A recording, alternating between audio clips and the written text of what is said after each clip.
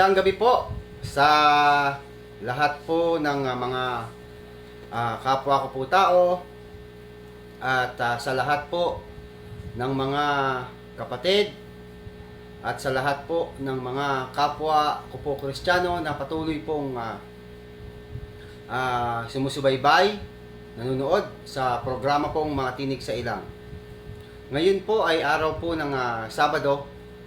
October na po ngayon, October 2, 2021. Ayan, sa kalooban po ng Panginoon Diyos, tayo pong muli ay magkita-kita, magkarinigan at mag-aaral po ng mga salita ng Panginoon Diyos na nakasulat po sa Biblia.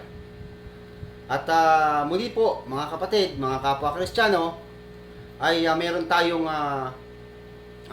pag-aaralan at ibabalita na naihanda po natin sa araw na ito, at meron din po tayong sasagutin. Ano po? Kaya ho, mag-ipon-ipon ho muna tayo maya-maya ng konti. Ang ating pong pag-aaralan sa gabing ito at ibabalita na rin po ay tungkol po sa iglesia sa Laodicea. Ayan, yung iglesia po sa Laodicea ay yung pong literal na pagbabalita at pag-aaral, at yung spiritual. Kasi nga po, atin pong palagi ang sinasabi na tayo po ay nasa panahon na ng kahuli-hulihan. Kaya yung ating pong binabasang Biblia ay nandyan na po sa iglesia sa Laodicea. Napag-aralan na po natin yan from the beginning, yung iglesia po sa Efeso, Smyrna, Pergamo, Thyatira, Sardis, Philadelphia, at ito pong kahuli-hulihan ay yung iglesia po sa Laodicea. Ayan. Kung sino man po ang nandyan, maaari po kayo mag-message para kayo po ay acknowledge po sa programa nating Mga Tinig sa Ilang. Muli po, mga kapatid, mga kapwa Kristiyano, ito pong ating sinasabi palagian, Mga Tinig sa Ilang, Bible News Now, Christian Social Fellowship, biblical na, historical pa. Ayan. Scientific na, may kasama pang timeline or good arrangement, sabi nga po ni Brother Bert. At dadagdagan po natin yan ng mathematics, yung arithmetic, mga kapatid, kasi kailangan po yan. Yan po tayo natuto sa pag-aaral po ng salita ng Panginoon Diyos, dahil ginagamit po natin ang lahat ng yan, yung history, at yung science, mathematics, at yung good arrangement, yung pagkakasunod-sunod. Ayan. Ngayon po, mayroon tayong pag-uusapan. Ito nga po, yung iglesia sa Laodicea. At ang kasunod po na pag-aaralan po natin ay tungkol po doon sa Henesis 3:15, 14:15 hanggang 16. Yung po ba yung mga sumpa na ipinagkaloob ng na ibinigay po ng Panginoon Diyos kay Satanas, kay Adan at kay Eva. Ayan. At ang kasunod po natin na pag-aaralan mamaya ay tungkol po sa pastor sa ating panahon, at mangangaral, at kung ano-ano pa sa ating panahon na sila ba ay applicable na pa sa ating panahon o hindi na. Ayan. Kaya ho, ang tabay lang ho tayo. Andiyan na po si Brother Chandler po Rodriguez ng Hong Kong. Sino pa po yung iba dyan na hindi ko po magaanong makita kasi maliit po yung cellphone at saka maraming crack. Ayan. Maaari po kayong mag-message po para kayo ay ma-acknowledge dito po sa programa. Ayan. Yung ating pong programa tuwing Miyerkules alas 7 po ng gabi, at yan po ay pangalan ng programa na yan ay Bible News Now. At ganun din po tuwing Sabado alas 7 rin po ng gabi tulad ngayon ay Mga Tinig sa Ilang naman po ang pangalan ng programa. At ang ating po sinisikap na matapos ay yung ating pong pag-aaral sa Biblia. Magkaroon din po tayo ng alas 10 na umaga tuwing linggo, yung Christian Social Fellowship. Yung sinasabi po sa Biblia na tayo po ay makikisama lang. Hindi tayo magpapatawag na magtatayo ng relihiyon, magpapatawag ng pastor o mangangaral. Ito sa ating panahon dahil meron na ho tayong pastor. Yung iba ho dyan, hindi matanggap talaga. Ano po? Kasi na corner eh. Ayan, kaya sa gabing ito, tayo po'y patuloy na mag-aaral ng mga salita ng Panginoon Diyos. Hindi ho tayo titigil hanggat meron ho tayong buhay at lakas na ipinagkaloob po ng Panginoon Diyos. Ayan. Kung siguro mas maganda, simulan na natin. Ano po? Itong nakasulat po. Bago po yan, basahin po muna natin mga kapatid. Yung tinatawag na yung sinasabi natin palagi na biblical na, historical pa. Ito pong Biblia ating ginagamit. Ayan. Meron din po tayong history. Ano po na binabasa. Kailangan po yun eh. Yung history. Ayan. Nakasulat po yan sa 41. At ang talata po ay 4. Ito po ang nakasulat. Sinong nasa likod ng lahat ng ito? Sinong nagpapagalaw sa takbo ng kasaysayan mula sa pasimula? Ako ang Panginoon na naroon noon pa man at mananatili hanggang katapusan. Yan po yung sinasabi ng Biblia na siya po ang nagpapagalaw ng kasaysayan. Kaya kung meron man po tayong mapapansin mamaya na maaaring nating katanungan, ang sagot kaagad natin, ang Diyos po ang nagpapagalaw ng kasaysayan. Siya po bahala dyan, kontrolado niya lahat yan. Kaya tayo po bilang tao, makinig lang po tayo sa diskarte ng Panginoon Diyos kung ano man po yung kanyang ipinapagawa. Ano po? Kasi ganito po yung mga kapatid. Meron ho tayong narinig na nagtanong po kay Jacob Santos doon po sa kanyang programa tungkol po doon sa binhi ng binhi po ni Satanas. Ano po? Yung binhi ng ahas. Sabi niya. At isang talata nga lang po. Andiyan po si Brother Brian Miguel. God bless po kapatid. Ayan. Na ang kanya sagot po ay isang talata lang at tumigil na siya. Hindi na po niya tinalakay pa ng mahaba. Hindi po shoot yun pagka ganon. Hindi po maaari na ganun nga po ang pangyayari. Dahil ang tanong po sa kanya ay kung ano daw po ang stand niya tungkol po doon sa kay Cain. Kung anak daw po ba ito ni Satanas o na lahian po siya nung binhi. Paalala lang po mga kapatid, meron pong sinabi ang Panginoon Diyos eh. Dito po sa isang talata ng Henesis, ang kapitulo po ay 3 at ang talata naman po ay 15. Ito po ang ating mababasa. At papapag-alitin ko ikaw at ang babae at ang iyong binhi at ang kanyang binhi. Ito ang dudurog ng iyong ulo at ikaw ang dudurog ng kanyang sakong.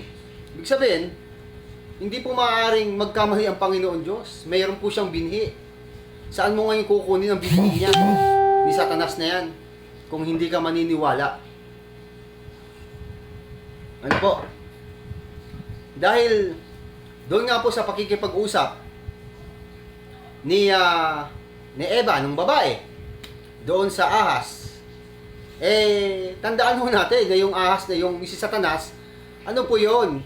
Isa po siyang anghel na makapangyarihan, si Lucifer. Yung mga time na yun, hindi pa po inaalisan ng kapangyarihan yon, si Lucifer. Kaya, siya po ay isang anghel. At isa rin po siyang espiritu. Tandaan po natin mga kapatid at mga kapwa namang Kristiyano na doon po sa halaman ng Eden, doon po inilagay ng tao, ng Panginoon Diyos ang tao.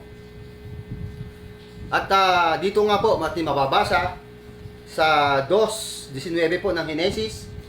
Tingnan niyo po kung ano po ang ating mababasa. Tingnan po natin, pakinggan niyo po.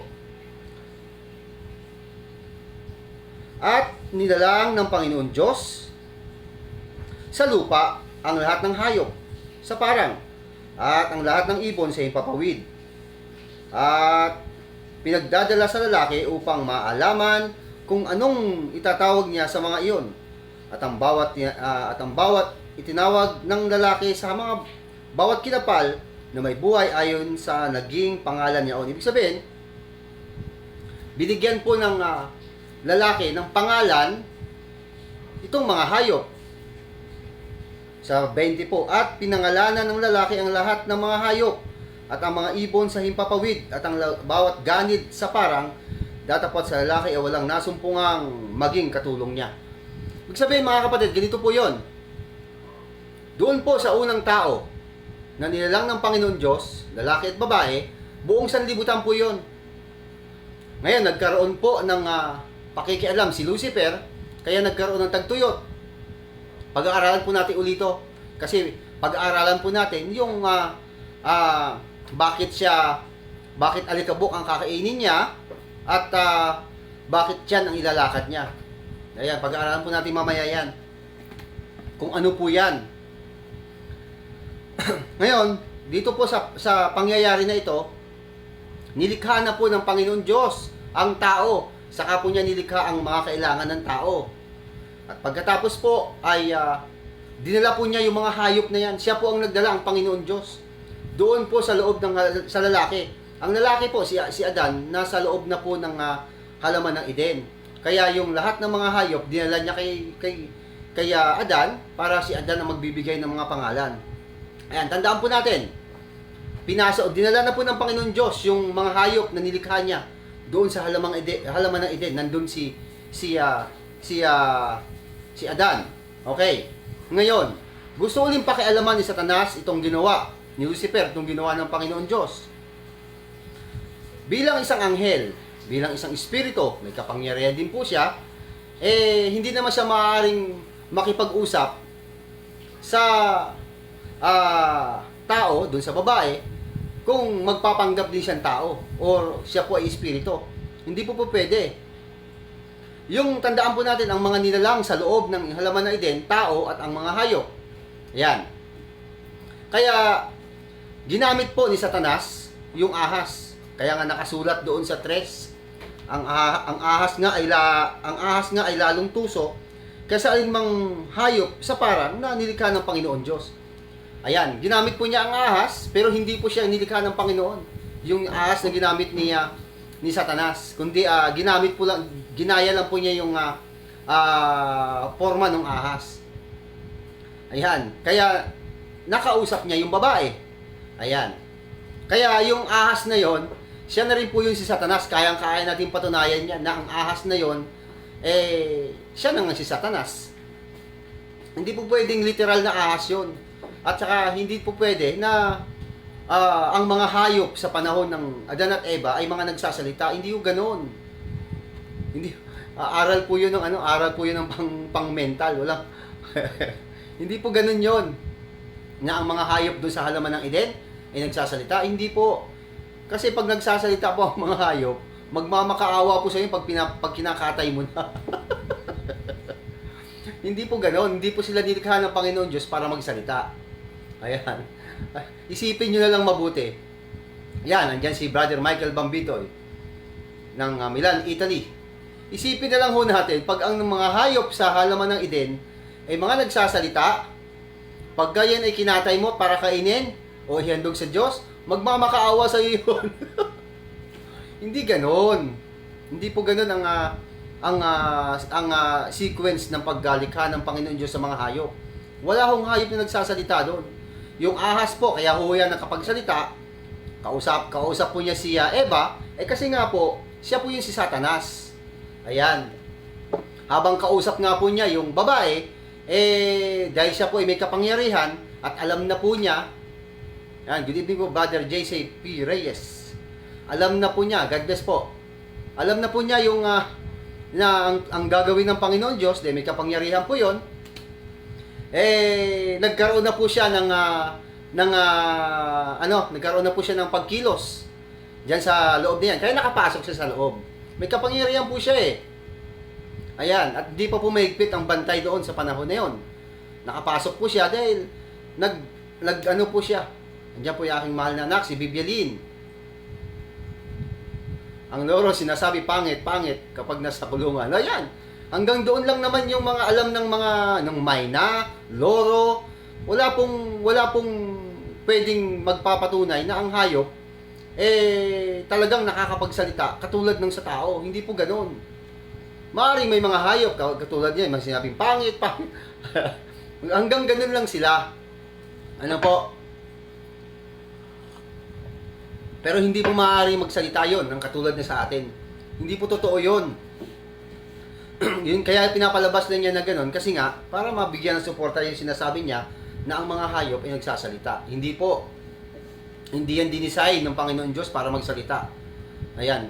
Kaya nga, ano nga sila nasa ilalim sila ng kapangyarihan ng tao. Ayan. Yung mga hayop na yan. Kaya yung si Satanas, siya na mismo yung ahas. Ayun. Nandun na nga siya sa Apokalipsis Hindi po ba? Nandun na siya. Yung ahas. Siya na po yun, si Satanas na po yun, yung Diablo. Kinausap po niya yung kinausap po niya yung babae at dapat ano tayo dapat magaling tayong kung tayo po ay talagang makaano sa salita ng Panginoon Diyos, mararamdaman mo kaagad Di po ba si Eva kausap niya yung ahas, si Satanas. Nung unang-una, maganda pa yung mga salita niya. Huwag daw hihipuin, huwag daw lalapitan. Ayan. Relax lang daw si Eva, nakikipag-usap. Ay, hindi ganoon. Ayan. Nung bandang huli, nung makita niya na, nung nakakuha na ng impormasyon, si Satanas, doon sa babae na sinabi ng Panginoon na huwag hihipuin, huwag kakain, nakakuha ng impormasyon si Satanas. Kaya, ito na yung kanyang salita. Hindi totoo yun. Basahin natin. Ito pong nakasulat. Sa 2, at sinabi ng babae sa ahas, sa bunga ng mga punong kahoy sa halamanan ay makakakain kami. Datapwat sa bunga ng punong kahoy na nasa gitna ng halamanan ay sinabi ng Diyos, huwag kayong kakain niyaon, ni huwag ninyong hihipuin. Baka kayo'y mamatay. Ito po yung sagot ng ahas. Sinabi ng ahas sa babae, tunay na hindi kayo mamamatay. Ayan, nakakuha na siya ng impormasyon sa babae. Sapagkat rastas ng Diyos na sa araw na kayo'y kumain niyaon ay magiging madidilat nga ang inyong mga mata at kayo'y magiging parang Diyos na nakakakilala ng mabuti at masama. O sa 6, at nang makita ng babae, ito na, iba na yung kanyang approach, yung kanyang sinabi. At nang makita ng babae na ang bunga ng punong kahoy ay mabuting kanin at nakalulugod sa mga mata, ayan, at kahoy na mananasa upang mapapanta sa tao, ay pumitas siya ng bunga niya at kinain at binigyan din niya ng ang kanyang asawang kasama niya at ito'y kumain. Ayan. Ibig sabihin, kaya ang deduction, sanay makipag-usap sanay makipag-usap. Hindi po totoo 'yon. Si Satanas na mismo yung ahas na 'yon. Doon po niya nadali. Brother Bernie Marasigan, God bless po. Kapwa nating Kristiyano. Ayan, sino pa po yung nandyan? Mag-message lamang po kayo. Ayan. Si Sister Opie po ng Makati, andyan na rin. Tandaan po natin, hindi po maaaring magkaroon ng hindi po maaaring magkaroon ng walang katotohanan yung sinabi ng Panginoon Diyos na nagkaroon talaga ng binhi itong si Satanas nung habang kausap po niya si Eva. Hindi po pwedeng wala. Kasi sabi ng Panginoon Diyos, ang iyong binhi at ang kanyang binhi. Nagkaroon talaga ng binhi. Ngayon kung hindi, saan mo kukuhanin yung binhi ni Satanas? Ayan. Kaya nga, nagkaroon ng labanan. Sabi ng Panginoon Diyos, sabi niya po sa talata, ang iyong binhi at ang kanyang binhi, ayan, magpag-aawayin. Ayan, si Sis Marie po ng Japan, God bless po. Ngayon, ang tanong sa kanya kasi ganito, kung naniniwala pa siya ron. Isang talata po ang kanyang binasa at natapos niya siya ron. Ang binasa po niya ito. Sa magandang balita po niya binasa, Genesis 4:1. Ito pong ating mababasa. Ayan. Sa 4 po. Tapos nag-stop na siya. Si Jacob Santos. Ayan.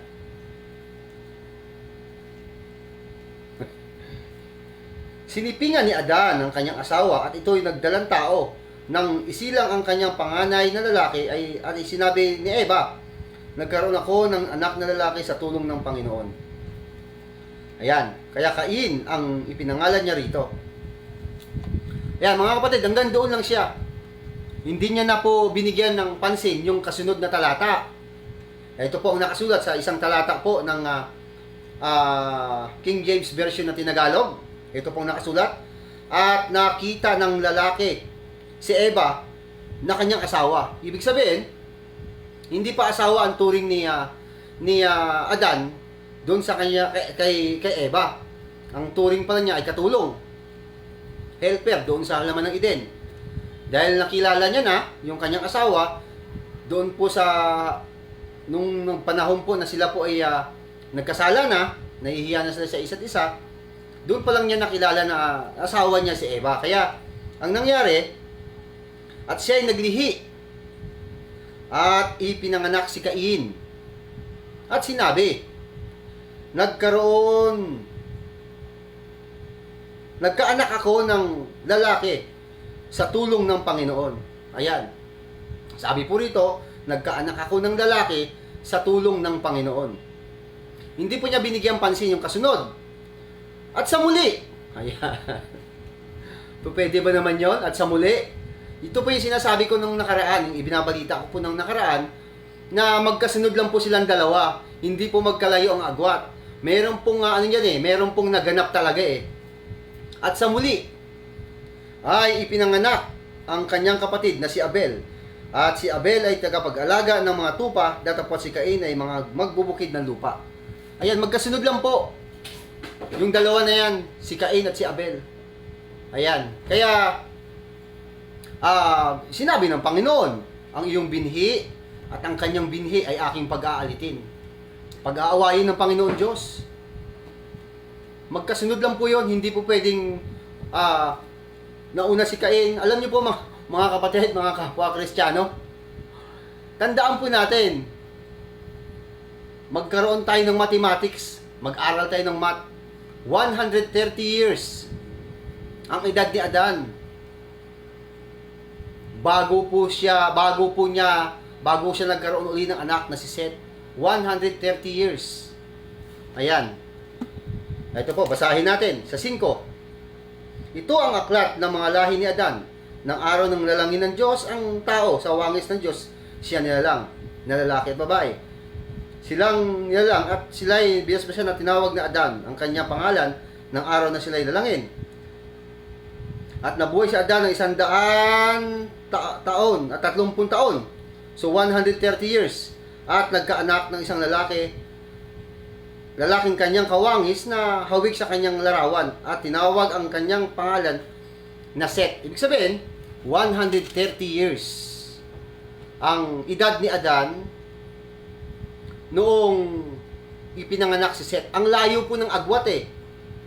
Ng distansya, ang layo.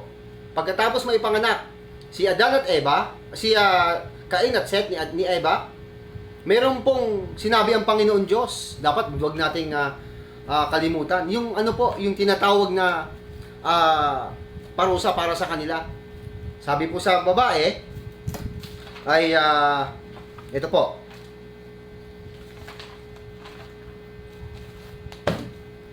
Ikaw ay manganganak na pagkahirap-hirap. Sabi po sa babae. Ito po sa 3.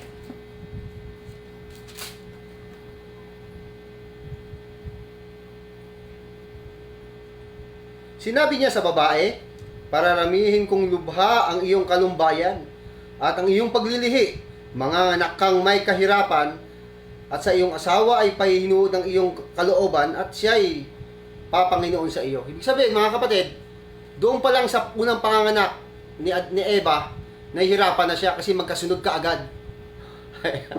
Pagkatapos nun, malayo na po ang agwat. Ayan. Ayan, kakaiba mag-isip. Nakikipagkwentuhan daw mga hayop kay Eva. Ayan, expensive.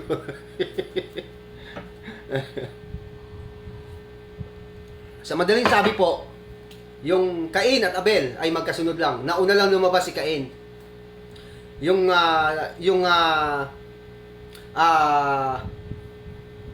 si Cain po ay siya po yung tinutukoy ng Panginoon Diyos na binhi nung ahas, nung ni Satanas. At ang binhi naman ng babae ay si Abel.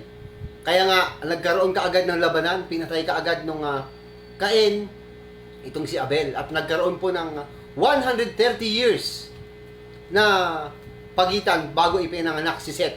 Okay, 130 years. Pero nagkaroon pa ng 5 henerasyon si Cain. Nakapaggawa pa siya ng syudad, ng city. Nagkaroon sa 5 henerasyon. Kaya kung aatras pa tayo ng kaunti, ng paatras, batang-bata pa talaga. Binatang-binata pa si Cain, si Adan at Eva nung maipanganak nila si Cain at Abel. Ayan, binatang-binata o magbibinata. Maaring 11, 12, 13, 14. Ganun po. Bakit? Kasi meron pong 130 years eh. Tapos may 5 pa siyang henerasyon na nangyari, nakagawa pa sila ng syudad. Ayan, ganun ba? Si Brother Aynad Riston, good evening po. Kung mathematics po ang pag-uusapan, sa loob ng 130 years na yan, nagkaroon pa ng 5 henerasyon si Cain. Bago ipinanganak si Seth, ibig sabihin, binatang-binata lang ang inabot ni Adan at Eva nung ipanganak si Cain at Abel. Ngayon, nagkaroon na po ng paglalaban-laban yan. Sa unang pagkakataon po, naglaban-laban na po yan. Pinatay kaagad ni Abel, di Cain, si Abel. Ayan. Hindi po nagpatuloy yung ang kanyang lahi ni Abel at nagkaroon naman po ng Seth. Mga kapatid at mga kapwa Kristiyano. Ayan.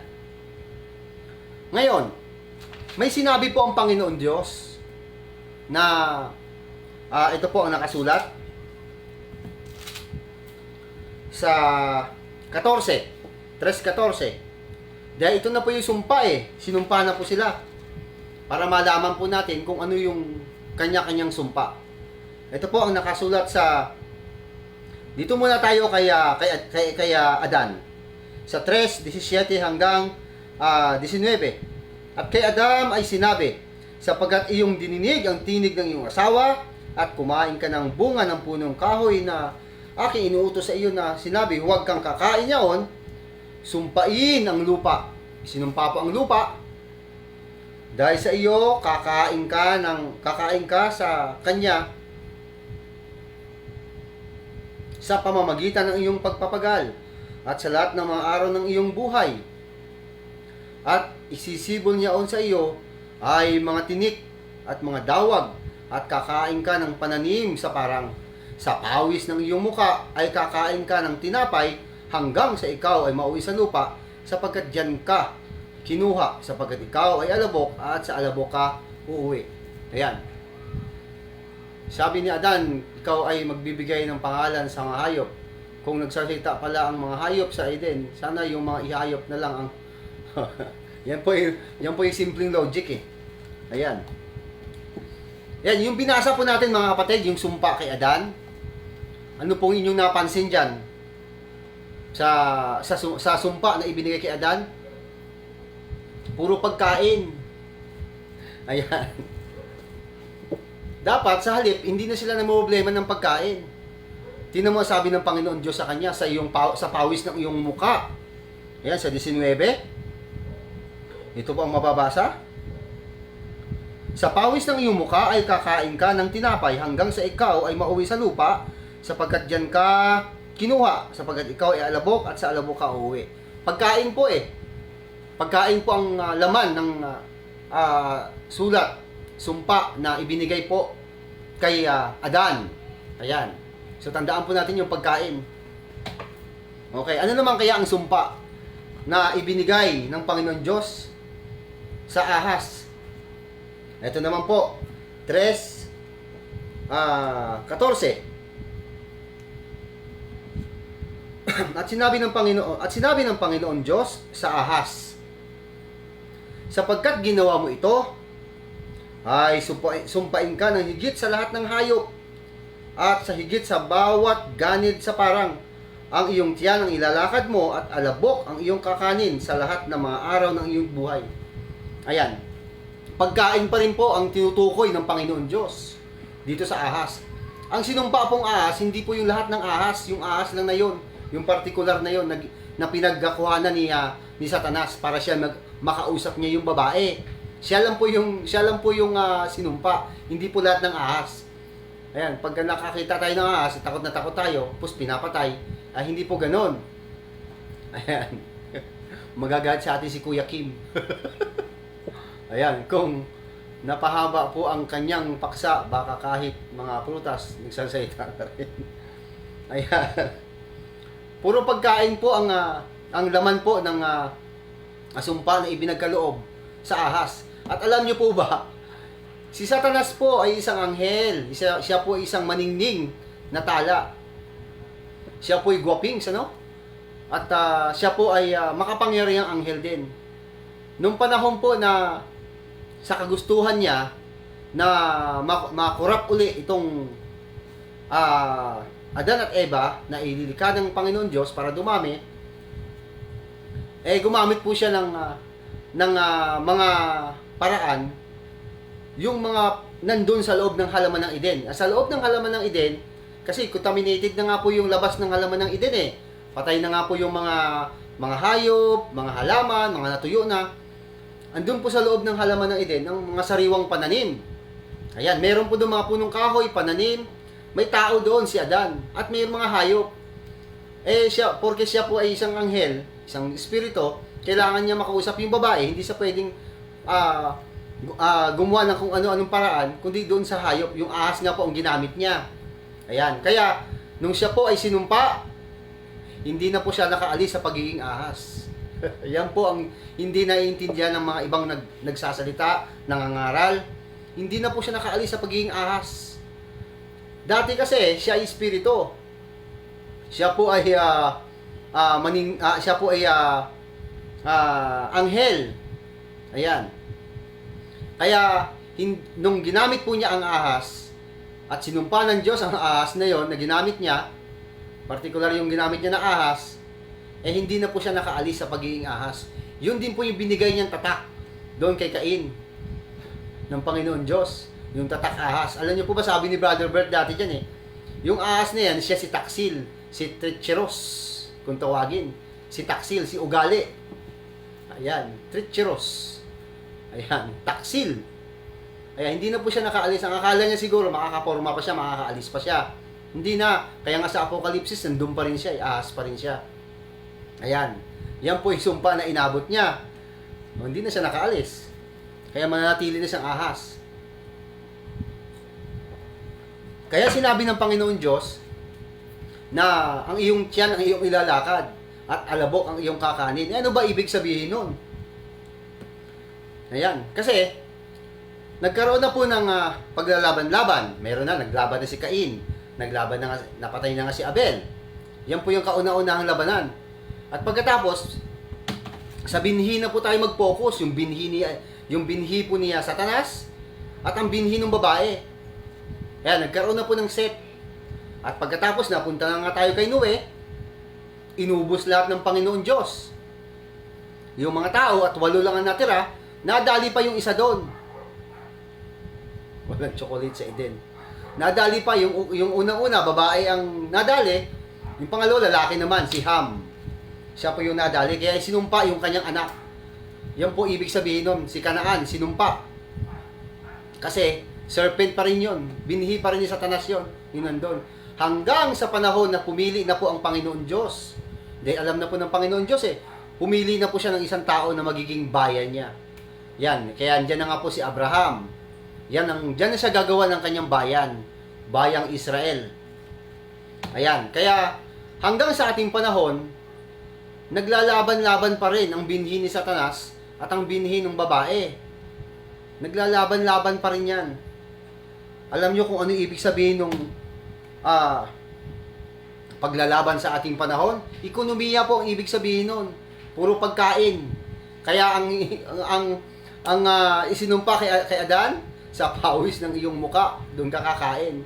Kay Satanas, ganun din. Alabok ang iyong kakanin. At tiyan ang iyong ilalakad. Ibig sabihin, hindi po literal na tiyan ang ilalakad. Hindi po. Ang lakad niya, ang kanyang gawain ni Satanas, puro pagkain. Kaya, tinan nyo, sa ating panahon, itong panahon natin, laging nakakapanood tayo ng mga summit, Asian Summit, European Summit, at kung ano-anong summit pa. Nag-uusap-usap po yung mga bansa para sa kanilang bansa kung ano yung mga produkto na maaaring ibenta, maaaring tanggapin, maaaring i-export sa kanila. Ganun po yun. At ang lamang na lamang palagi niya yung European. Sila po yung malakas talaga eh. Pagkain po, ibig sabihin nun, na maglalaban-laban. Kaya kawawa ang mga bansa na kaunti lang ang naibebentang produkto. Yan, ekonomiya po. At tsak po yun. Bakit? Kasi nga po may nagpapatayan na dahil sa ekonomiya eh. Dahil sa pagpapalakas ng kanilang ekonomiya. Ayan. Pagdating ng Panginoon Diyos, yan naman po, si Jesus Christ, doon na po magkakaroon ng final yan. Ano ibig sabihin? Ayan. Nadali po yung chocolate ng serpent. Ayan po ibig sabihin yan. Pagdating po ni Jesus Christ, yung hula po ng Panginoon Diyos na ayan nga, may yung mga ang serpent po, yung binhi ni Satanas, yan po yung tumutuklaw sa sakong nung binhi naman ng babae. Tapos tayo naman, yun naman ang dudurog ng kanyang ulo. Pagdating ni Jesus Christ po, madudurog talaga yan. Pagdating ni Jesus Christ sa 1,000 taon. Ayan. Dahil yung mga binhi na pong labanan eh. Binhi ng babae at binhi ng serpent. Ayan. Yun po ibig sabihin nun. Nagpapatuloy po ang binhi. At saka hindi po totoo yun. Ano na po natin sa isipan natin na yung mga hayop na nagsasalita, hindi po totoo yun. Wag niyang gawing dahilan o gawin niyang sandalan yung asno na nagsalita doon kay Balaam. Ayan. Dahil meron pong ibig sabihin kasi yon. Meron pong gustong ipahiwatig doon ng Biblia dahil ayan. Huwag niya pong gamitin yon dahil may ano po yan eh. Meron pong ibig sabihin yon. Ayan. Ito po sa 2 Pedro 2:15.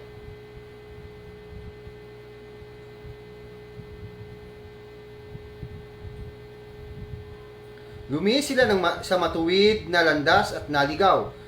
Tinularan nila si Balaam, anak ni Beor, na nagpahalaga sa salapi kapalit ng paggawa niya ng masama. Dahil sa kanyang kasalanan, siya ay sinumpatan ng kanyang asno na nagsalitang parang tao upang siya ay sawayin sa kanyang kabaliwan. Yan po yung ibig sabihin niyan. Gumamit po ng paraan ng Panginoon Diyos para pagsabihan si Balaam. Hindi nangangahulugan na nagsasalita ang mga hayop. Kalokohang aral yun. Ayan. Mga kapatid, sa ating panahon po, itong ating panahon na to, ay ano na po yan, pagalingan lang po ng mga bansa, pagalingan lang po ng ekonomiya. Tingnan nyo, sa pandemic, itong COVID-19, pagalingan din po sila ng paggawa ng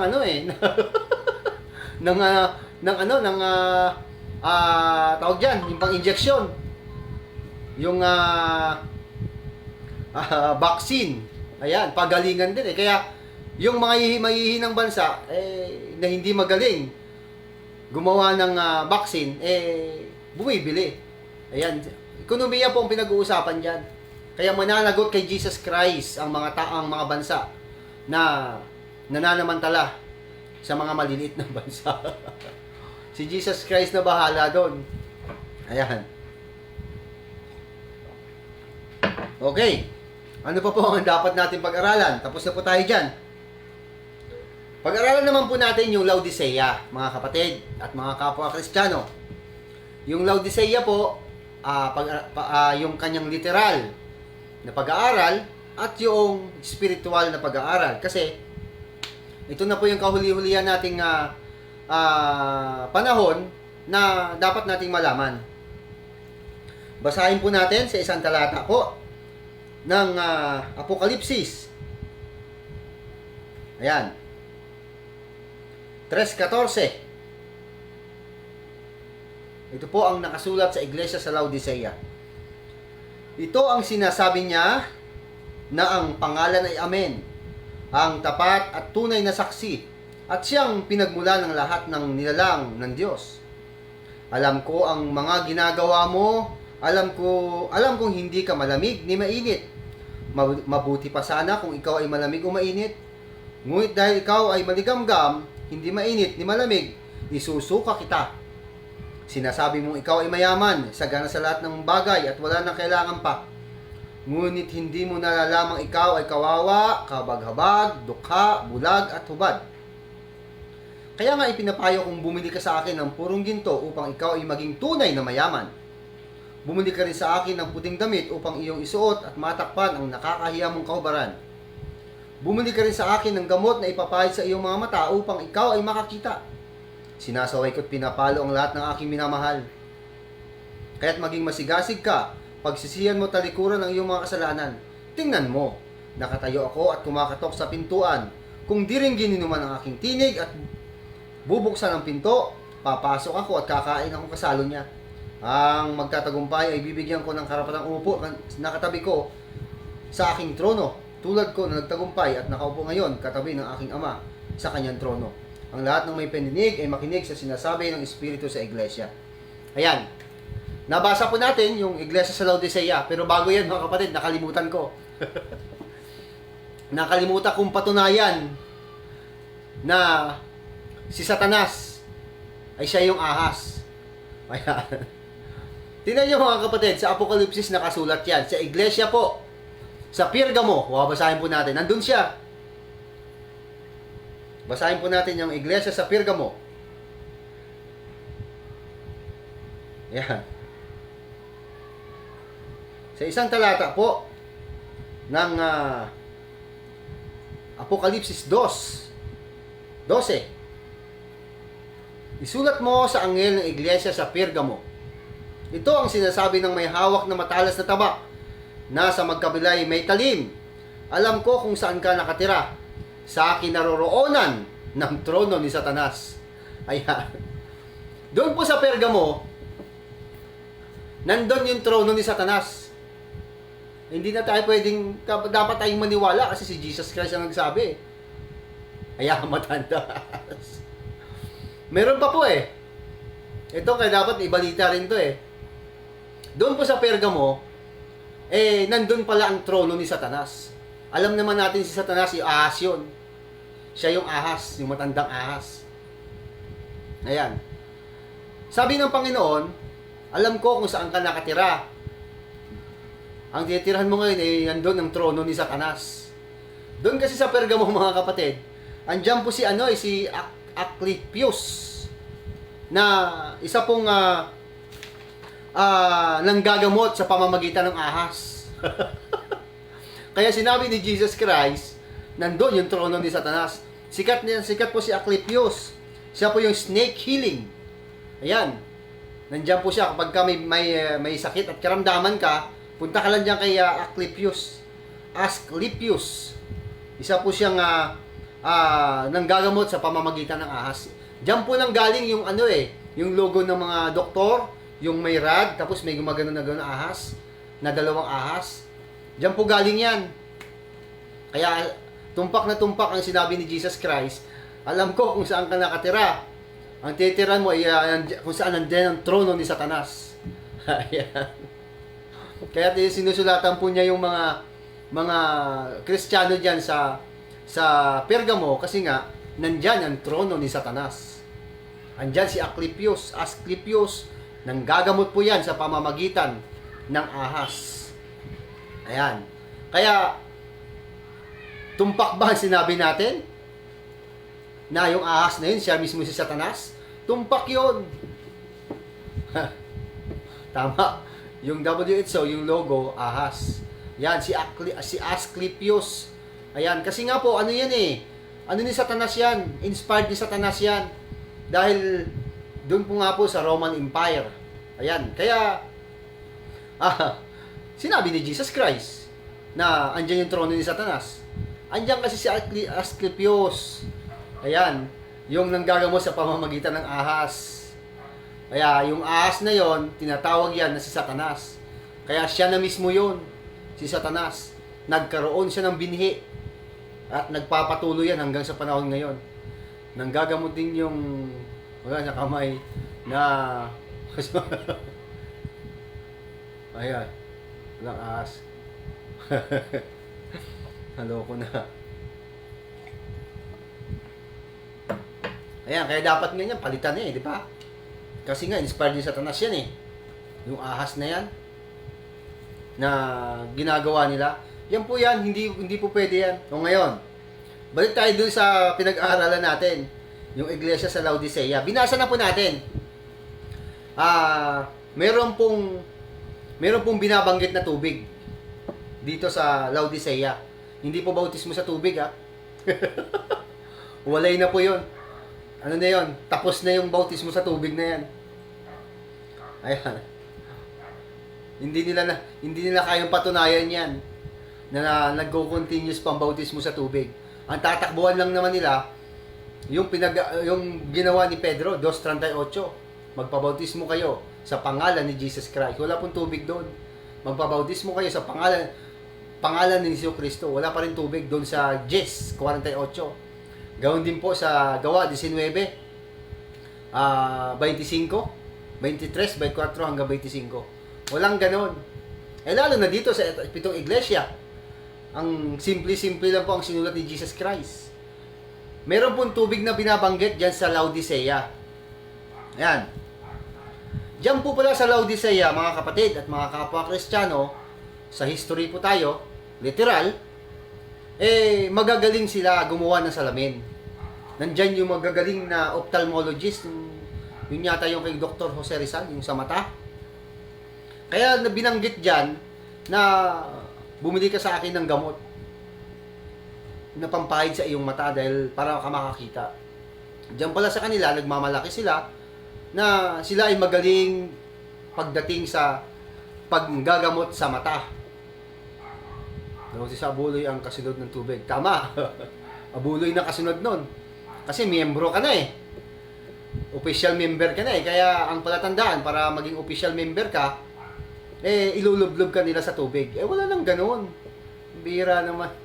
Hindi na nga nila napatunayan yan eh. Walang ganoon. Kaya nga hinihintay natin si Inisito Litigio, hindi na siya nagpakita. Kasi hindi naman natin ibinuhos lahat eh. Simpleng-simple dahil may usapan eh. Kata mo, hindi na siya nagpapakita. Kasi madidisgrasya siya eh. Sinabihan natin na kinakahiya mong ipakilala yung pastor mo at ang pangalan ng relihiyon mo. Siya kasi talagang kauna-una yung original eh. Kaya narinig niya. Siguro pinagsabihan na siya. Ayan. Okay. Wala na yung bautismo sa tubig na yan. Yan po yung nangyari na diyan pala sa Laodicea, magaling silang gumawa ng salamin. Magaling din silang gumawa ng magaling silang manggamot ng mata. Yan, magagaling ang doktor diyan sa panahon na yan. Ano pa? Meron din silang pinagmamalaki, mayaman din ang lugar ng Laodicea. Nandiyan maraming Kristiyano. Nung nagkaroon din ng lindol noong 17 AD, nagpaabot din ng tulong. Yung Roman Empire, hindi rin nila tinanggap. Kasi mayaman din sila eh. Ayan. Pero meron silang malaking problema dyan sa lugar na yan. Sa Laodicea. Ang tubig po na lumalabas doon sa kanilang lugar, hindi mabuti. Kayang-kayang nga pabulukin yung yung mga pipes doon. Ayan. Kahit i-research nyo. Kayang-kayang pabulukin ng tubig yung pipes sa Laodicea. Kaya, problema talaga nila dyan ang tubig. Kahit ano pang gawing pag-filter, hindi obra. Kahit pakuluan mo, nangangamoy yung tubig dyan sa Laodicea. Kaya binabanggit ni Jesus Christ yung tubig. Mahirap sila sa tubig. Ayan. Binanggit ni Jesus Christ yung tubig at binanggit din niya yung malamig. Binanggit din niyang mainit. Bakit? Kasi nga, walang tubig sa Laodicea. Anong ginagawa nila? Dahil mayaman sila, bumibili sila. Kaya binanggit ni Jesus Christ na sabi mo, wala ka nang kailangan. Dahil ito na, kumpleto ka na. Bumibili sila ng tubig. Saan sila bumibili? Doon po sila bumibili sa kabilang bayan, sa Colossae kung tawagin. Sa Colossae, katabing bayan nila, ang tubig na nanggagaling doon ay malamig. Dahil po sa may snow May snow. Kaya ang malamig po ang lumalabas na tubig doon. Doon sila bumibili, di-deliver sa kanila. Kasi hindi sila makakuha ng tubig sa sarili nilang lugar. Malamig na tubig. Kung gusto naman nilang mainit, meron din. Diyan naman po sa Hierapolis, katabing bayan din. Mainit na tubig naman. Kaya binanggit ni Jesus Christ, yung gusto ko, mainit ka kung mainit ka. Malamig ka kung malamig ka. Ayaw ko na maligamgam ka. Yung tubig kasi sa kanila, maligamgam pero mabaho. Yan, pagka pinilit nilang iinumin, isusuka pa rin nila. Yan po yung binabanggit ni Jesus Christ. Diyan sa lugar na yan, na sila po ay may problema sa tubig. Kaya, puro tubig po ang binabanggit ni Jesus Christ. Meron din siyang binanggit na kumakatok ako. Ayan, kung sino bubuksan nino man ang pintuan, papasok ako at kakain kami magkasama. Yung ibig sabihin po nun, buksan po natin ang ating puso para kay Jesus Christ at pag saan ka man pumunta, kasama mo si Jesus Christ. O ngayon, yan po yung literal. Pagdating naman sa spiritual, ano naman po ang ibibigay natin na aral dyan? Kasi kailangan po malaman din yan Napag-aralan na rin po natin to. Yung Laodicea. Sa Laodicea po, kung spiritual po ang pinag-uusapan, ang tawag po sa iglesia na yan ay lukewarm church o lukewarm age o yung maligamgam na iglesia. Magmula po yan noong 1900 hanggang sa panahon natin. Ang tao po dyan ay materialism na. Sa ating panahon, materialism na. Humanism na. Liberalism na. Ayan. Ganoon na po ang tao ngayon. Na marami ng sinasabi niya, marami na siyang pera. Nakakalimutan na po si Jesus Christ. Nagising na nga po ang iglesia Nagising na nga po ang mga Kristiyano Nagkaroon na nga ng ibanghelyo. Pero sumobra naman yung mga Kristiyano sa ating panahon. Nakakalimutan na si Jesus Christ. Sabi niya, Kristiyano siya. Pero nakakalimutan na po si Jesus Christ. Dapat first priority natin si Jesus Christ. Ayan, siya po ang magbabautismo sa atin. Sa pamamagitan po ng pananampalataya at makakasama tayo sa bautismo na kanyang tinanggap nung siya po'y patayin, nilibing at muling nabuhay. Yan po ibig sabihin nun na ang ating panahon iglesia na po sa Laodicea. Wala na pong binabanggit niya ng pagpapahirap pa sa mga Kristiyano. Ang purpose lang naman kasi sa panahon ng Kristyanismo, sa panahon ni Jesus Christ, sa mga Israelita, hindi kasi siya kilala. Ayan. Nakapokus sa property, mga preacher ngayon, tama. Pagawa sila ng kanilang coliseum, gagawa sila kung ano-ano. Ginagamit po nila yung abuloy ng tao, kung ano-ano pinapagawa nila sa tao. Ayan. Nakapokus sila sa pera. Ayan, nakalimutan na si Jesus Christ. Yan po ibig sabihin niya mga kapatid na itong ating panahon na to, dito tayo nakapokus sa iglesia sa Laodicea. Ayan. Dapat sundin natin yung sinabi ni Jesus Christ na sa panahon ng nangangaral siya, kailangan kasi siya kailangan pong may Juan Bautista na mag-i-introduce sa kanya. Mauna sa kanya. I-introduce siya. Parang ganito po. Ipinapakilala. Ayan. Introducing. Ayan. Ipinapakilala siya ni Juan Bautista na siya yung Misayas, siya yung darating, siya yung hula sa aklat ng kautusan ni Moises sa Deuteronomio 18:15 Ayan. Siya yung hula ng mga propeta ni Propeta Isaias. Ayan. Siya yung hula sa aklat po ni Propeta Mikas. Siya rin po yung hula sa aklat po ni Propeta Zacarias. Dumating na nga yung Misayas. Yan, ang ibig sabihin, dumating na po ang Kristo. Expected po yan ng mga Israelita dahil nasa aklat po yan ng kautusan, sa aklat din po ng mga propeta. Expected po nila yan na darating ang Kristo. Hindi lang nila kilala. Dumating na sa kalagitnaan nila, hindi lang nila kilala. Kaya nga may Juan Bautista na magpapakilala. Anong sabi? Binabautismuhan ko kayo sa tubig. Tanda ng iyong pagsisit, padiko ng mga kasalanan. Yan po ibig sabihin nun. Ayan. Kaya, pagdating naman, nung dumating na si Jesus Christ, tapos na yung gawain ni Juan Bautista, dahil una-una, siya mismo ang nagtapos nun. Kailangan ko siyang itaas at ako naman ibababa. Mababasa natin yun dun sa 3:22 hanggang 27 hanggang 30, mga kapatid at mga kapwa Kristo. Tinapos na po yun ni Juan Bautista. Literal na pagtatapos dahil siya ay siyempre nakakulong. Paano nga naman siya makakapagbautismo?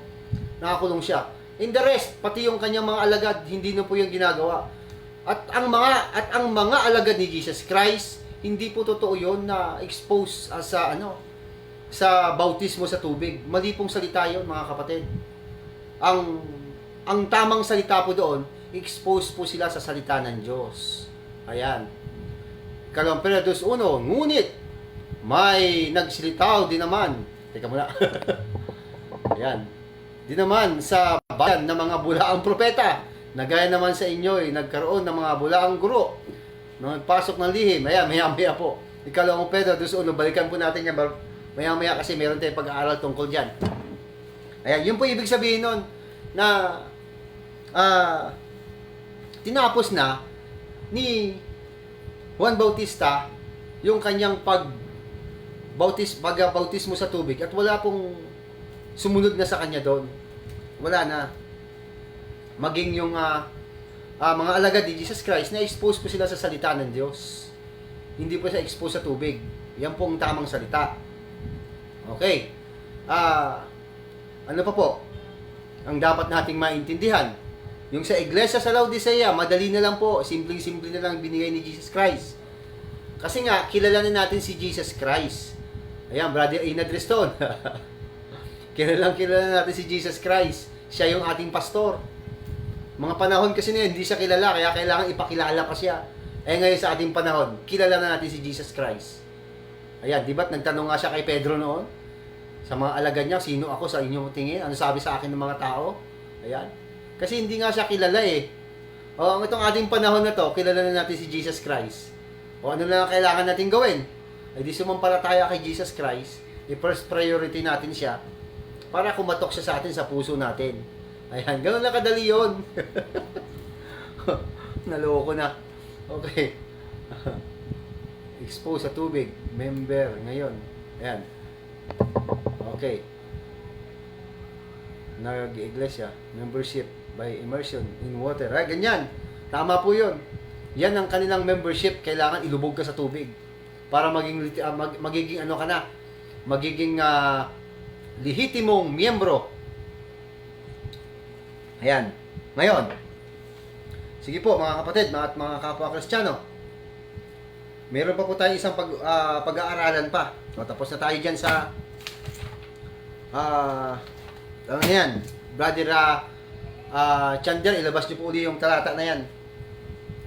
Meron po tayong pag-aaralan mga kapatid. Ito po yung ating pag-aaralan. Tapos na tayo doon. Ito po ang ating pag-aaralan kung bakit hindi na kailangan ang pastor o mangangaral sa ating panahon ayon sa Biblia. Yan po yung ating pag-aaralan sa araw na ito. Ito yung ating tanong. Kung bakit hindi na kailangan ang pastor o mangangaral sa ating panahon ayon sa Biblia. Ayan. Meron po tayong pag-aaralan at pasisimulan po natin yan. Ayan. Ayan, pinagkaitan.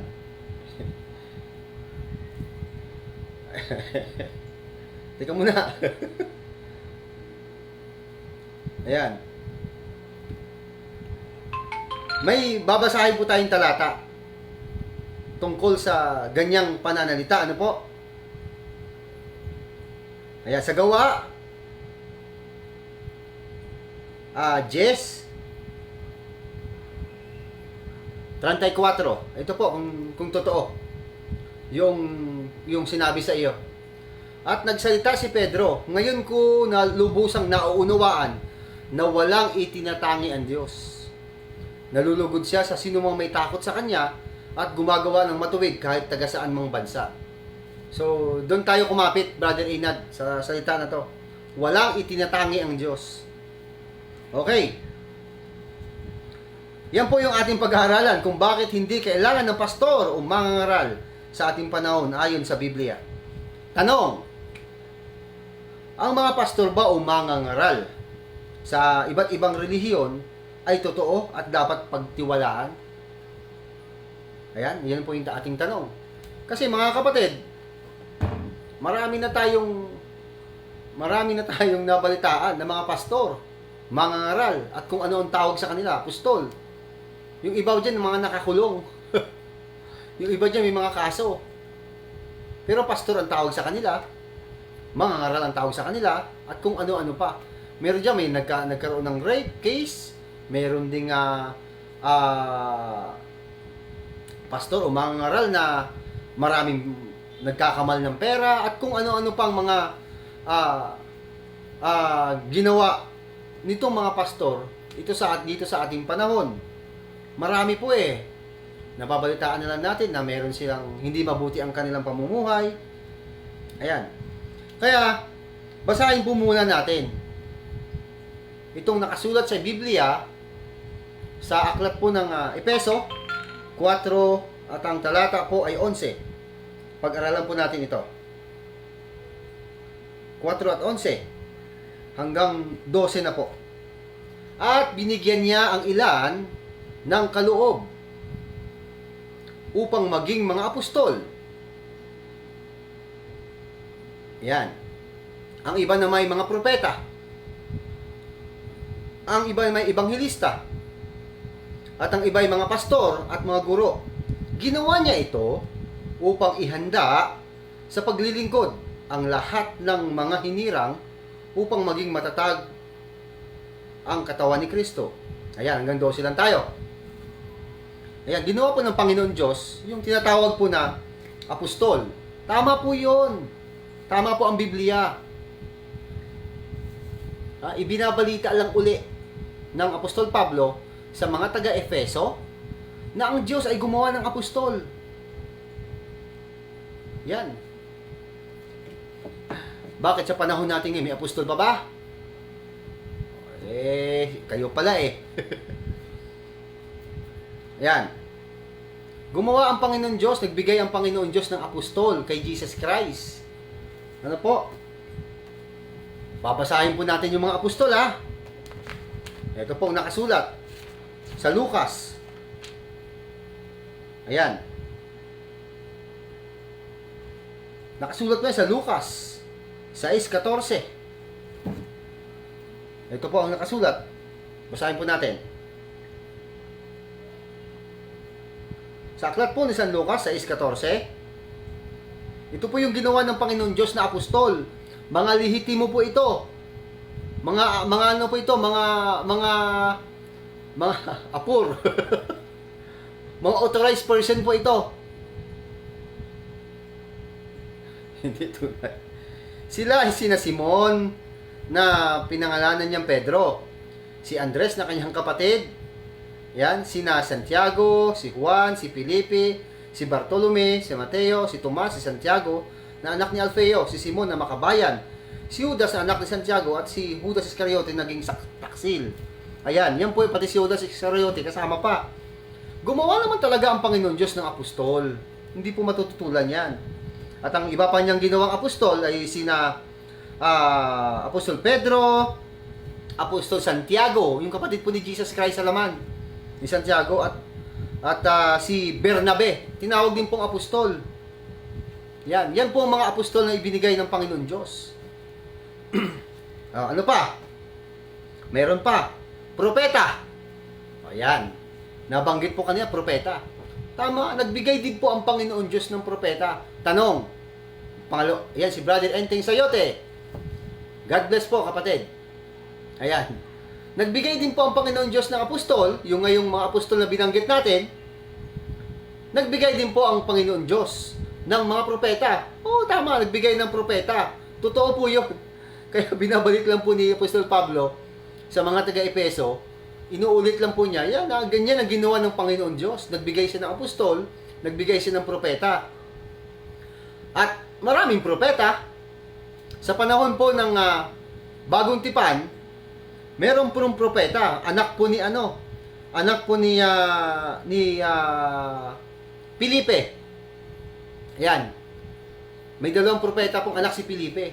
Nakasulat po yan sa Gawa 21. Ito, basahin natin. Gawa 21. At ang talata pa'y 8 hanggang 9. Ayan. Siya ay may 4 na anak na dalaga na pawang mga propeta. Ayan. Ayan. Ito na naman si Inisito Litigio. Yung sinasakyan ni Balaam na hayop, nagsalita at kinausap si Balaam. Oh, wala naman tutol dun eh. Nagsalita talaga. Binasa ko na kanina. Ayan. Yan po yung mga propeta na binabanggit. Talaga nagbigay po ang Panginoon Diyos ng mga apostol, mga propeta. Ano pa? Ibanghilista. Nagbigay din po siya ng mga ibanghilista. Ang katunayan, si Felipe, ibanghilista po yon. Hindi po Felipe na hindi po Felipe na apostol. Dalawa pa kasi yung Felipe sa Biblia. Ayan. Si San Marcos, tinawag din na ibanghilista. Si Dr. Lucas, tinawag din na ibanghilista. Ayan. Nagbigay siya ng mga ibanghilista. Ayan. Good evening po, Brother Eric Moico. God bless po. Ano pa? Pastor. Nagbigay din po ang Panginoon Diyos ng pastor. Yung po yung nangangasiwa doon sa mga sinagoga. Nagbigay ng propeta sa iba't ibang panahon. Opo. Tama po yun. Nagbigay din po siya ng mga guro. Doon po, ano po ng Panginoon yun sa mga iglesia na nakakalat po sa Asia Minor. Mga tagapangasiwa po yan ng kawan. Ayan. So, ilan po yan? Apostol, propeta, ebanghilista, pastor, mga guro. Yan. Nagbigay po siya. Paano sa ating panahon? Ayan. Paano sa ating panahon? Meron ng Biblia. Ayan na. May mga Bible na tayo. Eto na. May mga Biblia na tayo. Eto na. Kompleto na. Sa ating panahon na ito. Magbibigay pa ba ang Panginoon Diyos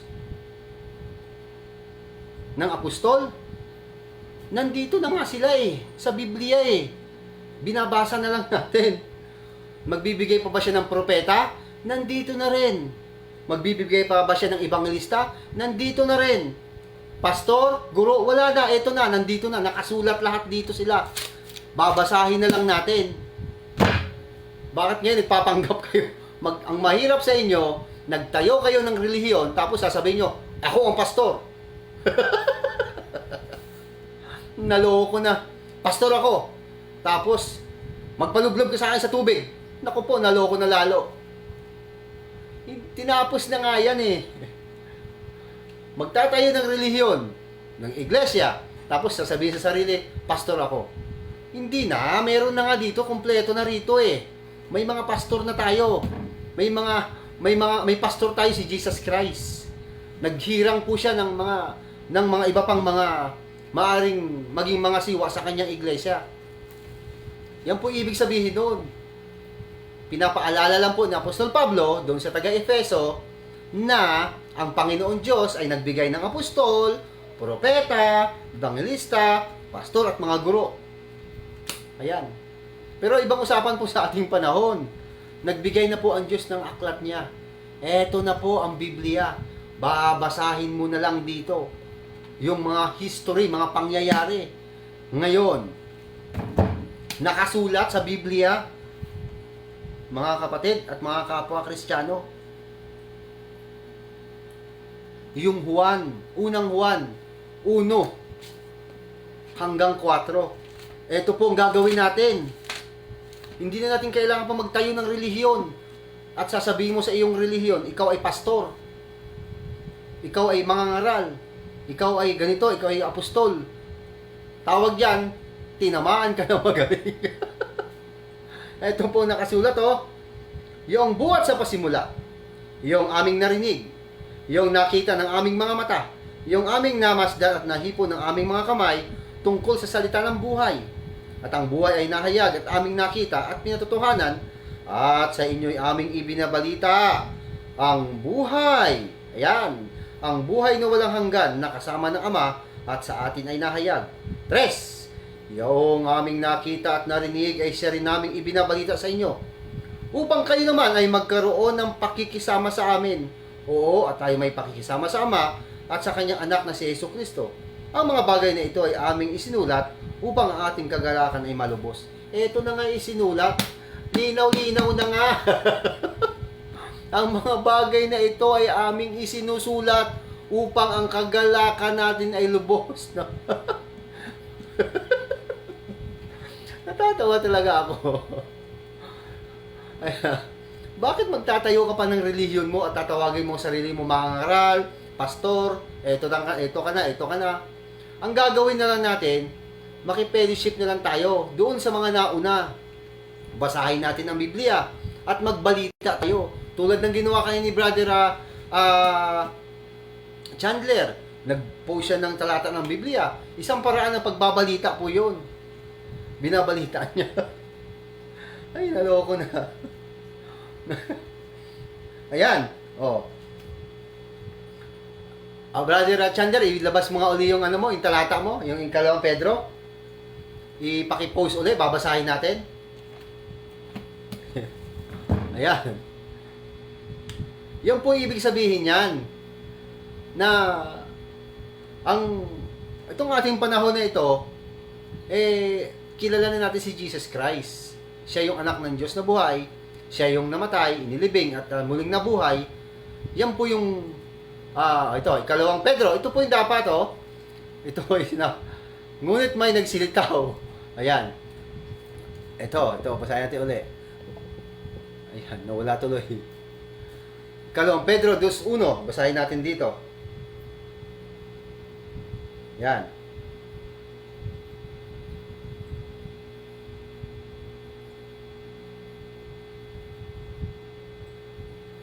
Yan, mga kapatid, babasahin po natin sa isang talata po ng Biblia. Sa magandang balita po. 2 Pedro 2:1, nung una, may mga huwad na propetang lumitaw sa Israel. Gayon din naman, may darating na sa gitna ninyo na mga huwad na guro. Lihim silang magtuturo ng mga maling aral na ang dulot ay kapahamakan. Pati ang Panginoong tumubo sa kanila ay kanilang itinakwil. Kaya't di magtatagal at sila ay mapapahamak. Ayan. Maraming pastor sa ating panahon. Ayan, nagtayo sila ng iglesia, ng relihiyon nila, at pagkatapos, tinawag nila ang kanilang sarili na pastor. Madam, title ng pastor, pastor yan, like senior pastor. Naloko na. Hindi na po natin kailangan yung mga bagay na yan. Kasi nga may Biblia na eh. Nagdudumilat na sila rito, andito na silang lahat, kumpleto na. Andito na yung mga kasulang apostol, nandito na po yung mga propeta, ibanghilista, pastor, at mga guro, at kung ano-ano pa. Yan, nakasulat na rito. Pati nga po si si Antipas, na isang obispo diyan sa Pergamo, binanggit ni Jesus Christ, yung pinatay sa pamamagitan ng espada. Na binanggit ni Jesus Christ. Yan, isa rin pong pastor yun. Ayan, pinatay po siya sa pamamagitan po ng espada. Diyan sa Pergamo. Ayan. Teka, basahin natin. Baka mamaya. Ayan. Naloko na. Okay.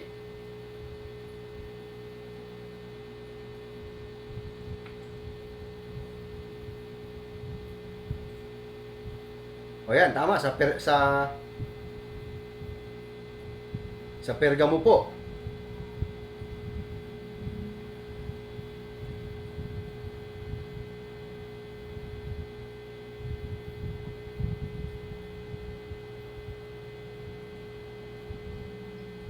Yan. Okay. Yan po ibig sabihin yan. Na itong ating panahon na ito, wala tayong magtatayo ng relihiyon, magtatayo ng iglesia, at kung ano-ano pa, at pagkatapos yan. Sa Pergamo po ayan, si Antipas, isa po siyang obispo o pastor. Diyan sa Pergamo, pinatay po siya diyan. Mga nakasulat na po lahat kasi yan hindi na natin kailangan pang dagdagan. Yung mga nakasulat. O ngayon, basahin din po natin yung Galacia 1:8. Parehas din po yan.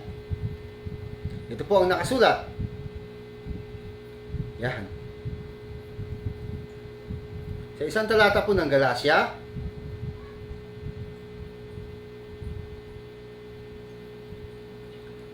Uno at 8 po. Ito pong nakasulat.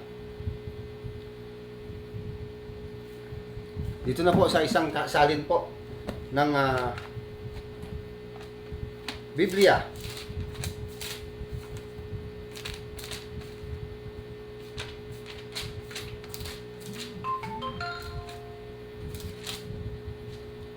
Uno 8.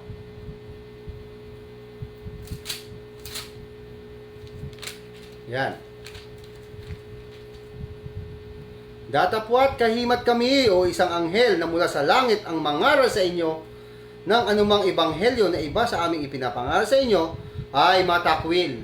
Ibig sabihin, pag iba na ang aral na ibinibigay, takwil nyo na yung aral. Tingnan nyo, dahil doon sa pangyayari na ang mga taga Epeso, nabautismuhan sila sa pamamagitan ng tubig. Yun, nag-invalid po yung nangyari na yun. Invalid ang naganap. Ayan. Kaya binautismuhan sila uli ni Apostol Pablo sa pamamagitan naman ng pangalan ni Jesus Christ. Yan po yung gusto libre, lahat libre. Bahay libre, tubig, kuryente, internet, food na lang, lahat. Ay buhay, gusto nyo. Sis Marie, pinagsisilbihan pa po yon. Ipinagtitimpla ng kape, pinaghahain, pinaglalaba. Ayan, ano talaga? Para siyang buhay talaga, ang sarap ng buhay. Hindi ganyan ang layunin po ng isang nagpapahayag ng salita ng Diyos. Ayan. Ano ba po ang ating mababasa? Ano ba dapat gawin ng mga tao? O sa unang Timoteo. Ito po ang ating mababasa, mga kapatid. 3:15 po. Ngunit kung ako ay magluhat ng mahabang panahon ay upang maalaman kung paano ang dapat sa mga tao na ugaliin nila sa bahay ng Diyos na siyang iglesia ng Diyos na buhay at haligi at saligan ng katotohanan. Ibig sabihin, yung pong 7 iglesia na yon, kahit 7 man yon, iglesia pa rin ng Diyos yon. Ayan. Kaya, doon tayo, ugaliin natin na nandun, sa iglesia ng Diyos. At yung tinutukoy po ni Juan na makipellowship tayo, iglesia pa rin ng Diyos yon. Yan po ibig sabihin, mga kapatid. Meron tayong pastor doon. Mga kapatid at mga kapwa Kristiyano. Basahin naman natin sa unang Timoteo.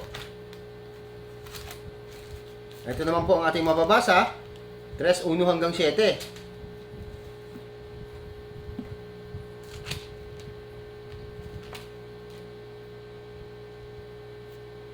Yan. Tapat ang pasabi kung sino man ay magsisikap na maging obispo o mabuting gawa ang ninanasa, dapat nga na ang obispo ay walang kapintasan, asawa ng isa lamang babae, mapagpigil, mahinahon ang pag-iisip, mahusay magpatuloy, sapat na makapagturo, hindi magulo, hindi magpalaaway, kundi malumanay, hindi makipagtalo, hindi maibigin sa salapi, namamahalang mabuti sa kanyang sariling sambahayan, na sinusupil ang kanyang mga anak na may buong kahusayan.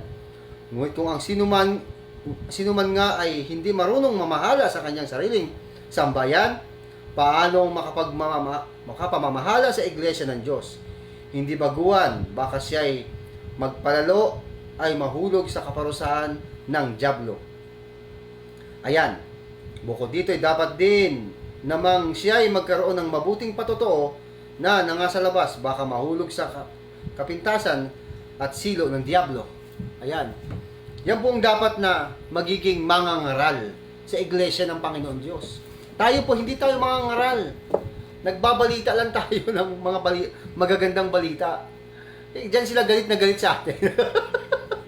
Diyan sila inis na inis. Diyan sila naiirita eh. Kapag sinasabi natin na hindi tayo pastor, hindi tayo mangangaral, tayo po'y tagapagbalita. Hinanapan po tayo ng hinanapan tayo ng member daw ng kapisanan ng mga broadcaster ng Pilipinas. Tapos meron pa sa atin na nagsabi na nagbabalita, nagpapaliwanag. Pwede ka magpaliwanag kung naaayon sa Biblia. kung andun naman kinukuha yung paliwanag sa Biblia, pwede po yun. Hindi lang tayo magkaroon ng panibagong aral. Diyan sila naiirita. Hindi tayo pastor, hindi tayo mangangaral, at kung ano pa man, o apostol, tayo po'y nagbabalita ng magandang balita na nakasulat sa Biblia. Yan po. Diyan po sa loob ng iglesia ng Diyos, meron tayong pastor. Ayan, sino yun? Ito yung lagi natin sinasabi, mga kapatid. Juan 10:14. Ito, babasahin natin. Ayan. Ito po. Sa isang talata po ng Juan 10:14 hanggang 16, ano pong sabi ng Panginoon?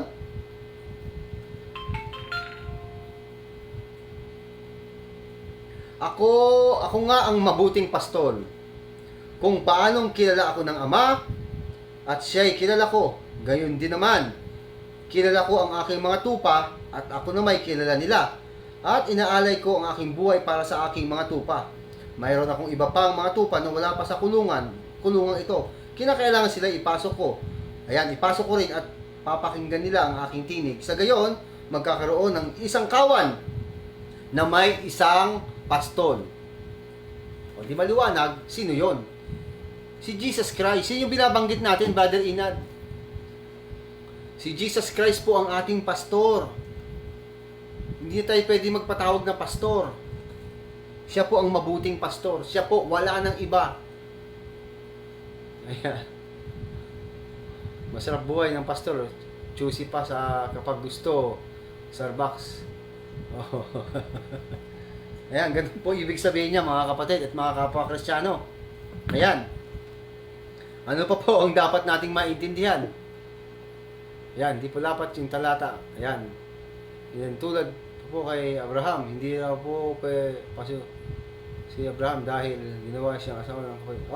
Po, yung kay Abraham, talagang hindi po tama yung ganung na ang nagawang kasalanan ni Abraham para sa kanya ay ginawang asawa ni Abraham yung kanyang kapatid sa ama na si Sarah. Wala pa naman pong batas tungkol sa mga ganon. At saka isa pa, kino-compress po ng Panginoon Diyos yan para maging genuine ang kalalabasan. Ayan. Kaya nga, yung si Jacob, ayan, dinala po siya sa kanyang tiyo Laban, doon siya naghanap ng asawa niya. Ganon din si Isaac. Hindi dapat makapag-asawa ng ibang lahi. Kailangan, i-compress yan. Si Isaac, hinanapan pa po siya ng asawa. Doon po sa lugar na kung saan kilala din ng Panginoon Diyos. Ganon din po si Jacob. Doon sa lugar po niya, tiyo laban niya, kaya nga doon siya nakapag-asawa, mga pinsang buo din po niya yon. Hindi lang siya nag-iisip eh. Pinsang buo po ni Jacob, yung kanyang mga naging asawa. Yung dalawa na yon. Hindi po hindi po pasado yung ganong na si Abraham nagkaroon siya ng kasalanan sa Diyos dahil inasawa niya ang kapatid sa ama. Kailangan po i-compress kasi diyan manggagaling yung lahing Israel.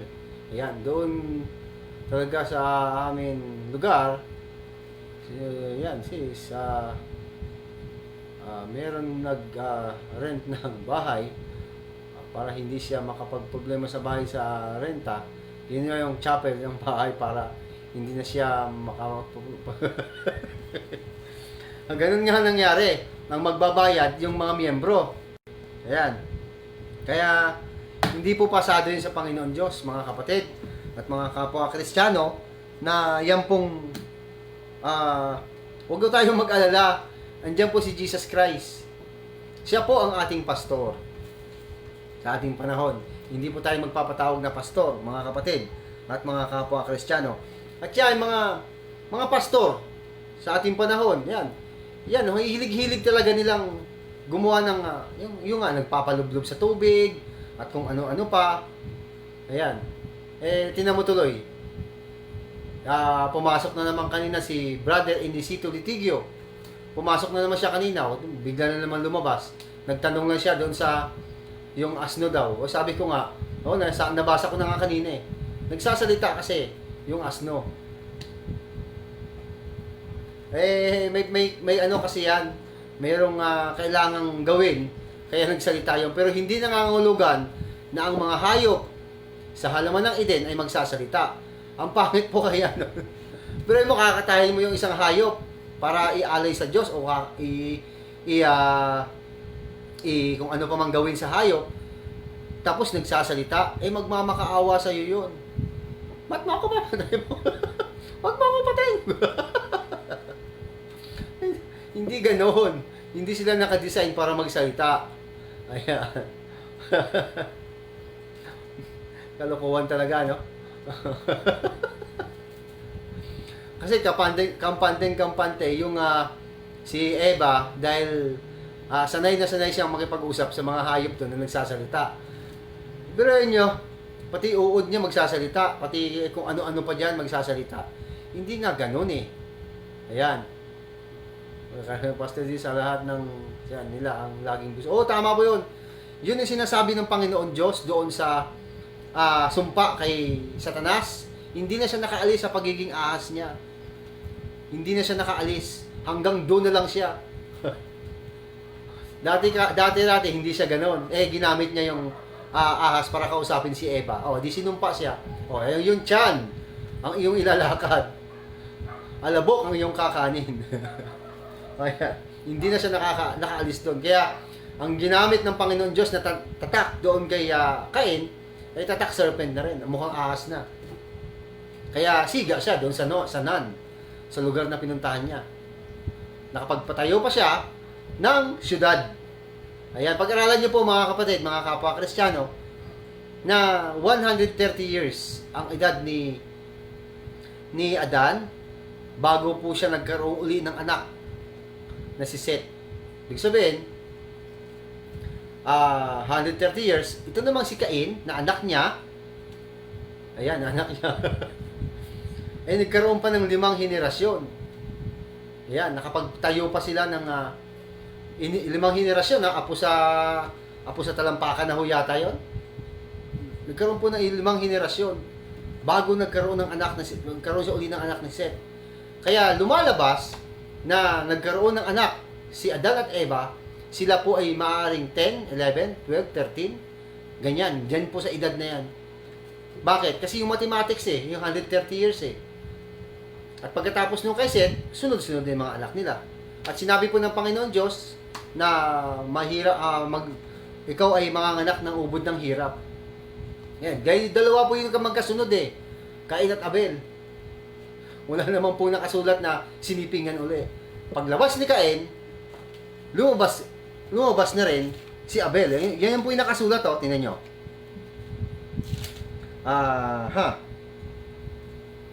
At nakilala ng babae si Eva na kanyang asawa at siya'y naglihi. At ipinanganak si Cain.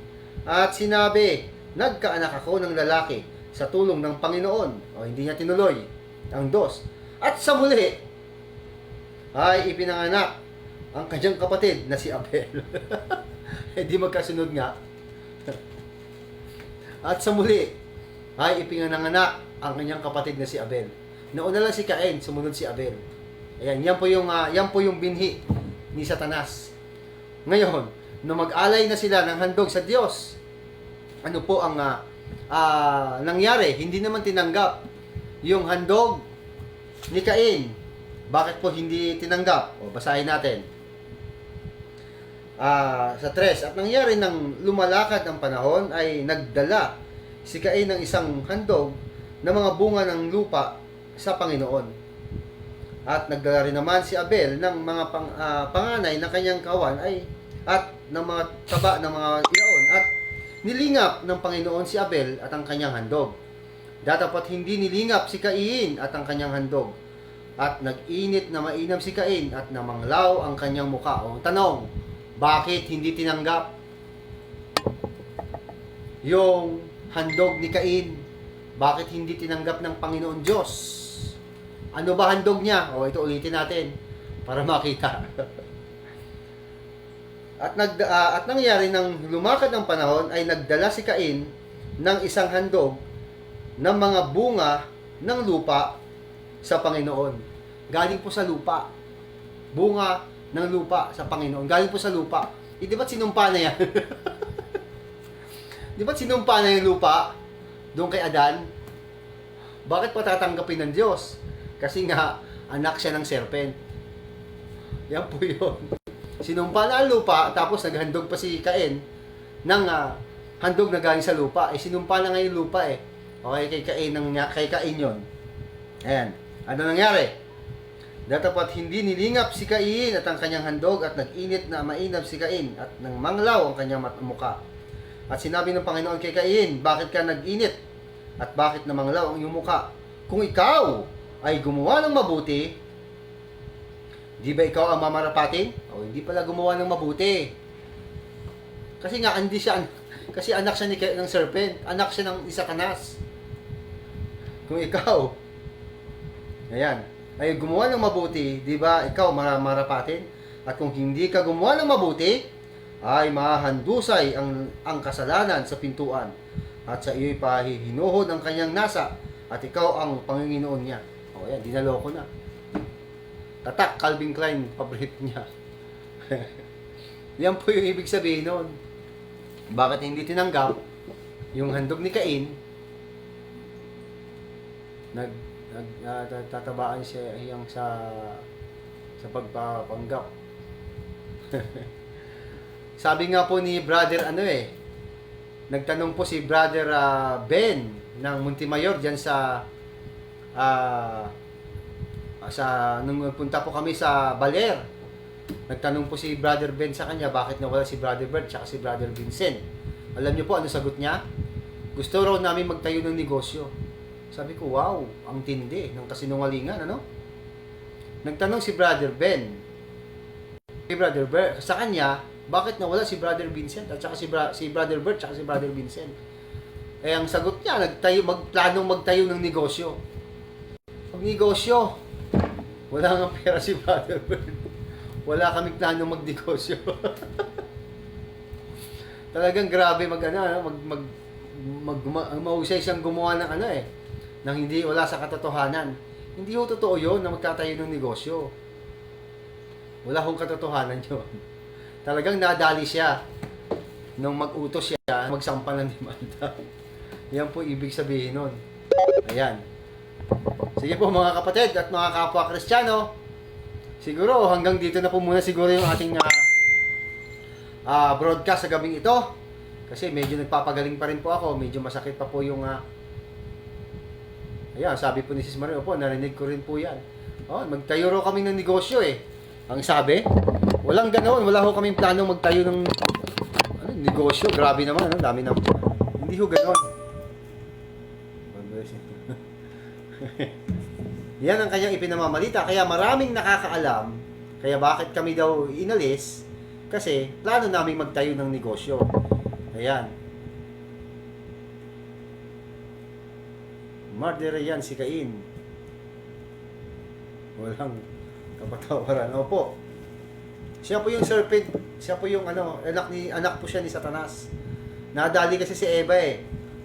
Yan, kaya nagpapatuloy po. Hindi pwedeng mawala ang sinabi ng Panginoon Diyos na ang iyong binhi at ang kanyang binhi. May binhi talaga. Meron talagang binhi at ang nangyari niya sa panahon na yon, yung labanan ng binhi ni Satanas at binhi ng babae, ayan, naglalabanan niya hanggang sa panahon ngayon. Ekonomiya po pinag-uusapan doon. Pagkain kasi, yung binanggit ng Panginoon Diyos kay Adan. Puro pagkain. Ganun din kay Satanas. Pagkain din ang binanggit. Ayan. Kaya, saan ba nabubuhay ang tao? Sa ating panahon, di po ba? Kaya naghahanap buhay para may makain. Kaya labanan po yun. Talagang grabe ang labanan. Hanggang sa panahon ngayon. Pagdating ni Jesus Christ, gagamitin na yung tungkod para durugin ang kanyang ulo. Ayan. Ng kanyang mga binhi. Ayan. Si Satanas naman po kasi, ikukulong muna siya. Sige po mga kapatid at mga kapwa Kristiyano, hanggang dito lang po muna siguro yung ating broadcast. Siguro nakatama na yan, naka 1 oras at kalahati tayo. Dating pong pag-aaral ng salita ng Panginoon Diyos. Maraming salamat pong muli sa inyo, mga kapatid at mga kapwa Kristiyano, sa patuloy nyo pong pagsubaybay at panonood. Ayan, ang kapwa Kristiyano po, relax lang yan. Ayan, hindi yan nararatel. Kasi meron na tayong Jesus Christ alam na natin yan eh. Di po ba? Basta manatili lang tayong mapagpakumbaba. Ayan. Matiisin. Matiisin at saka isa pa, huwag masyadong mayabang. Alam niyo po kasi, minsan pag nagsasalita ako, medyo mabigat din. Sabi nung anak ko, Papa, ayusin mo yung salita mo. Sabi ko, anak, sanay ako sa salitang Bisaya. Kaya ganun eh. Hayaan mo i-repair ko ng kaunti. Maraming salamat po sa inyo mga kapatid mga kapwa Kristiyano. Sana po naintindihan po natin lahat ito, yung tungkol po sa pastor. Ayan, kung sino dapat ang kilalanin natin pastor sa ating panahon. Walang iba kundi si Jesus Christ lang. Ayan, siya po. Tapos, bautismo sa tubig. Wala silang mapatunayan yan na nagbautismo sa tubig. Ang mga alagad. Ayan, wala silang mapakitang patunay na nagbautismo sa tubig. Hindi po tubig yun, kundi pangalan ni Jesus Christ. Yung kay Sabating at saka sa kay Felipe, ibang usapin po yan. Kasi kailangan dyan, kung inyo pong mapapansin, kay Bating at kay Felipe, wala pong inuutos si Felipe na bautismuhan ka sa tubig. Kundi ang nag-insist nun, yung Bating. Samantalang kay Pedro naman, si Pedro mismo nag-insist. Sila ay inutusan niya na magbautismo sa pangalan ni Jesus Christ. Sige po mga kapatid mga kapwa Kristiyano, hanggang sa sunod nating pagkikita, huwag kayong mawawala. Paalam!